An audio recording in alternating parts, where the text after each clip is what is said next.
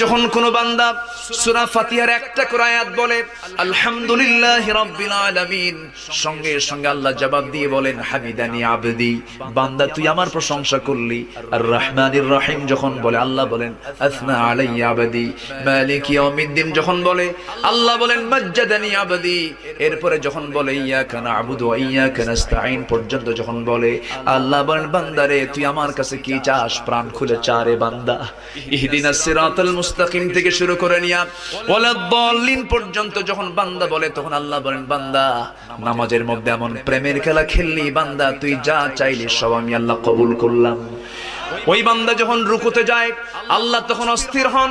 ওই বান্দা যখন সিজদায় যাওয়ার জন্য প্রস্তুতি নাই, সমস্ত ফেরেশতাকে ডাক দিয়ে বলেন ও ফেরেশতারা, এই বান্দাগুলো আমাকে দেখলো না, রাসূলকে দেখলো না, কোরআনকে দেখে হাদিসকে বিশ্বাস করে আমাকে খুশি করার জন্য তার সবচেয়ে সম্মান